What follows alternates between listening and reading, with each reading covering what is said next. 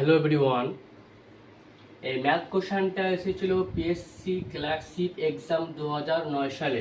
কোশ্চেনটা হলো 1083 সংখ্যার সাথে কত গুণ করলে সংখ্যাটি পূর্ণবর্গ সংখ্যা হবে। আমাদের অ্যান্সার কী দেওয়া আছে? 2, 3, 4 and 5। তো আমরা যে এটা সলভ করার জন্য কী করবো, আমরা যে সংখ্যাটা দেওয়া আছে সেই সংখ্যাটি কী করব, প্রাইম ফ্যাক্টরগুলো ফাইন্ড করব। আমাদের সংখ্যা হচ্ছে 1083। তাহলে এলসিএম মেথডে আমরা কি করব, এর প্রাইম ফ্যাক্টরগুলো ফাইন্ড করব। চল করি।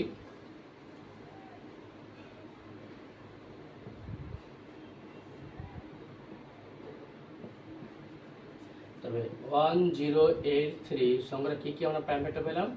19 × 19 × 3। তবে কোনো সংখ্যাটি কখন পূর্ণবর্গ সংখ্যা হবে? যখন ওর প্রাইম ফ্যাক্টরগুলো কি থাকবে, পেয়ারে পেয়ারে থাকবে। কোনো একটা সংখ্যা কখন পূর্ণবর্গ সংখ্যা হবে? যখন ওই সংখ্যাটির যে প্রাইম ফ্যাক্টরগুলো আছে সেগুলো কি থাকবে, পেয়ারে পেয়ারে থাকবে, মানে জোড়া জোড়া থাকবে। কিন্তু এখানে কি আছে, 19টা পেয়ারে পেয়ারে আছে, ঠিক আছে। তো এই 3টা তোমার কি নাই, পেয়ারে নেই, মানে জোড় সংখ্যা নেই। তবে কি করতে হবে, পেয়ারে নিয়ে আসতে হবে। তো কত দিয়ে মাল্টিপ্লাই করলে নিয়ে আসবে? এটা 3 দিয়ে। তবে এটা কি হবে, এই নাম্বারটা পেয়ারে চলে আসবে। তাহলে আমাদের এক্সট্রা কত দিয়ে মাল্টিপ্লাই করতে হচ্ছে? 3 দিয়ে মাল্টিপ্লাই করলেই এই ফ্যাক্টরগুলো পেয়ারে আসছে, তবে এই নাম্বারটা পূর্ণবর্গ সংখ্যা হচ্ছে। তো আমাদের অ্যান্সার কি হবে? এই 3।